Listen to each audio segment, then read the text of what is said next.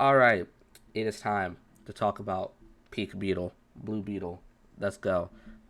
This movie is really good. This is a really, really, really good movie. I'm actually going to talk longer about this one than I did Barbie, but I love Blue Beetle. I did. Blue Beetle's a character I've known about for a while now. A couple of like back in Young Justice days is when I first got introduced to Blue Beetle, or either that or watching The Brave and the Bold, right? And I fell in love with this character.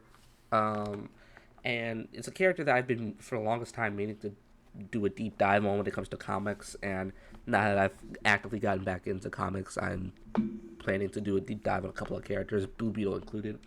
Um, but this movie was great, right? It story wise, right? It's your run of the mill superhero origin story, right? But one thing that this movie does, I've seen everybody say this when it comes to the movie, and they're absolutely right. It's the family aspect of it, right? Because listen, there are a lot of shows and movies that do the whole like friendship is my power, my family is my power, right? Like that feels kind of awkward and forced and just not that great, well done. Blue Beetle actually does that really well. Um, by actually setting up the family and how close they are and their culture because um that the movie's deeply rooted in Latino culture. And while I myself don't actively understand, or I can't relate to that side of that to their culture, I can relate to the family part, right? Because being from a black family, we're all very close. We're all very, you know, we love each other for the most part, at least. We love each other. We have great banter, and we see each other all the time. And family is one of those things that um, means a lot to us, and that's something that and over the past year I've learned about that more, and that's something that is echoed in this movie. Family um, means a lot to the average person, right? It means a lot to you, and done well, that is like that motivation to protect your family, especially in this case, is really good. I love all the characters. Jenny Cord was great. Um, Jaime Reyes, Sholo. I'm not gonna pronounce his last name. Because I'm gonna mess it up. He's really, really good in that role. Was really good as Jaime. The rest of his family is phenomenal, specifically George Lopez. Oh my God, George Lopez was a surprise package in this movie. I was expecting to not laugh at any one of those jokes, or be awkward, because I don't see George Lopez in that much stuff. The last thing I saw George Lopez was it. And I don't even know if that was him in that one show that used to air on like Nickelodeon when you used to wake up at like 5 a.m. in the morning, right? I don't know if that's him or not, but even still, um, I, I just didn't know what to expect with George Lopez coming into this movie, right? And it was really good. I really was surprised with what I saw, and it got the most laughs out of my theater, and it was really, really, really funny.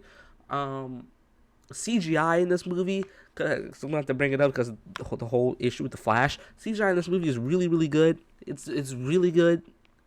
It's almost embarrassing to the Flash how good the CGI in this movie is. Right? It's crazy. I love the suit. I think this is one of the best live action suits we've ever gotten in a um in a comic book movie. It is mostly practical, and it's so cool. It's so nice. It's so like visually appealing to look at. But back to the movie. I think a lot of the thing about this movie really echoes Iron Man. Right, the movie really like echoes Iron Man in a lot of ways, and I really really love that about the movie. Um, of course, you have the whole like going up against evil version of character in suit and stuff like that. Of course, it has that whole aspect, but uh, it it still channels a lot of Iron Man, and it channels a lot of other like comic book interest, like inspirations. Like I saw somebody on Twitter say you could feel like inspiration and style from like Richard Donner, Superman and stuff like that, and Sam Raimi, Spider-Man. I could definitely see it, especially in that final fight. That final fight was one of the best final fights I've seen in a superhero movie, or at least a solo superhero movie, as of late. It's really really good.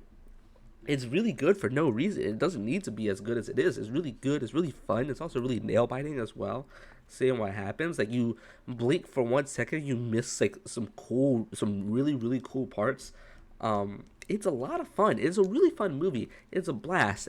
Like yeah, if like my other like one really massive critique, I think the first act is it can be really slow at times, but it also does a really good job at setting up some of the stakes and some of the stuff that happens in this movie. Because if it weren't for that setup, there's like an emotional moment in a later part of the movie that really really hits. It hits really hard, especially for me. Hits really really hard. If it wasn't for that build up, you wouldn't get that moment. So yeah, all that to say, Blue Beetle for the most part, a phenomenal movie. 4.5 out of 5, 9 out of 10. Great movie. Just that one act one issue is the problem with it. But I would highly recommend you go see this in the theaters, the biggest screen you could possibly get, because this movie, frankly, isn't making that much money at the moment. It's so unfortunate because I really enjoyed this movie. I really, really did. Um, Please go see it. I saw it opening night, saw it Thursday night. I'm gonna go see it again later this week. But yeah. Thank you for watching. See ya. Please go watch this movie.